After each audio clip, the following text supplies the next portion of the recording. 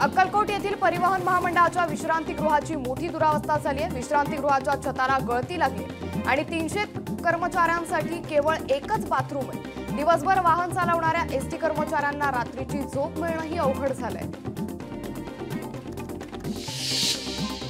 भाजपच्या वतीनं कराड मतदारसंघासाठी मोर्चे बांधणीला सुरुवात झाली आहे। अतुल भोसलेंकडून पृथ्वीराज चव्हाणांच्या विरुद्ध लढण्यासाठी जोरदार तयारीला सुरुवात झाली आहे। वाशीमध्ये कराड मतदारसंघातील लोकांचा मेळावा पार पडलाय।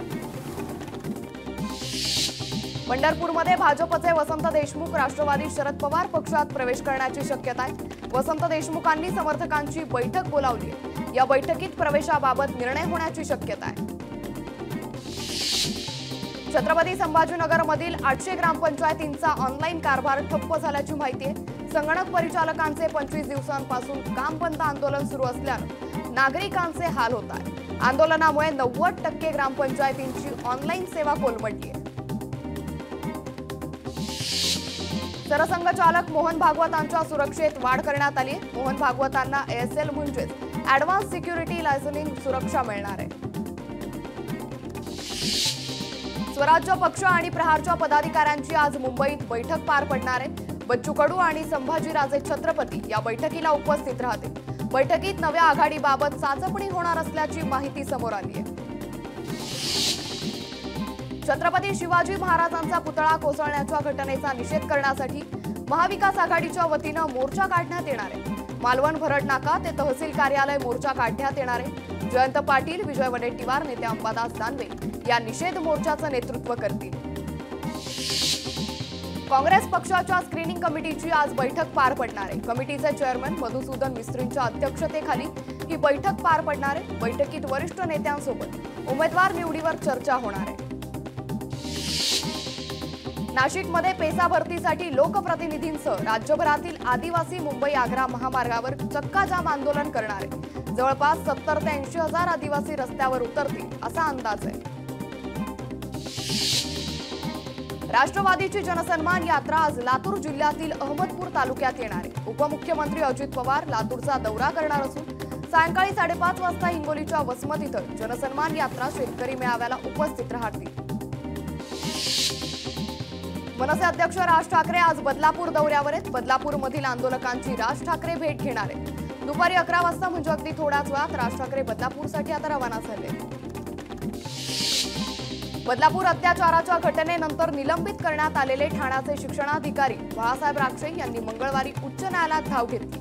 आपल्याला या प्रकरणी नाहक गोवण्यात आलं असून आपल्यावरील निलंबनाची कारवाई ही राजकीयदृष्ट्या प्रेरित असल्याचा दावा याचिकेत करण्यात आलाय। कॅथ लॅब कराड शहरातच व्हावी यासह विविध मागण्यांसाठी प्रहार जनशक्ती पक्षाच्या वतीनं आमरण उपोषण सुरू करण्यात आलंय। कराडची कॅथ लॅब साताराला स्थलांतरित करण्याचा निर्णय शासनानं घेतल्यानंतर हे स्थलांतर रोखण्यासाठी उपजिल्हा रुग्णालयासमोर आंदोलन सुरू करण्यात आलंय। 7च्या आत घराचा हट्ट मुलांसाठी का नाही असा सवाल उच्च न्यायालयानं मंगळवारी बदलापूर घटनेच्या सुनावणीवेळी उपस्थित केलाय। ही स्थिती बदलायची असेल तर मुलांना समानतेचे आणि महिलांप्रतीच्या सन्मानाचं शिक्षण द्या असंही न्यायालयानं म्हटलंय। भिवंडी शहरात 28 आणि 29 ऑगस्ट रोजी 24 तास पाणी कपात करण्यात येणार आहे। दैनंदिन देखभाल दुरुस्तीचं काम सुरू असल्यानं पाणी पुरवठा बंद असेल, त्यामुळे पाणी जपून वापरण्याचं आवाहन मनपामार्फत करण्यात आलंय। जुने वाहन भंगारात काढल्यानंतर नवीन वाहनाच्या किमतीवर 1.5 ते 3% सवलत देण्याचा निर्णय घेण्यात आलाय।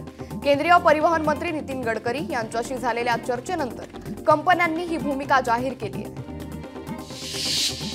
राज्यातील आशा स्वयंसेविका आणि गटप्रवर्तकांचा कामादरम्यान अपघात झाल्यास त्यांच्यासाठी विमा योजना सुरू करण्याचा निर्णय घेण्यात आलाय। कर्तव्य बजावताना आशा सेविका आणि गटप्रवर्तक यांचा अपघाती मृत्यू झाल्यास 10 लाख आणि कायमस्वरूपी अपंगत्व आल्यास 5 लाख रुपयांचा विमा काढण्याचा निर्णय घेण्यात आलाय।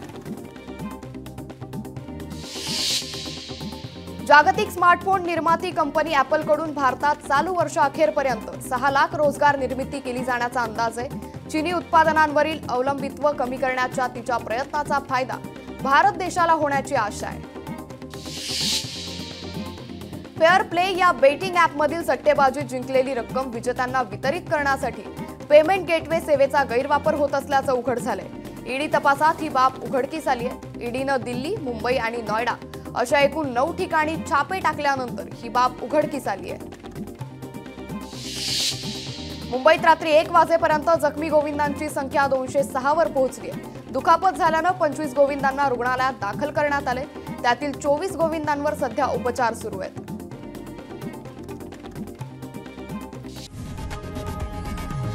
लोकशाही मराठी ऐका, पहा, जागरूक रहा.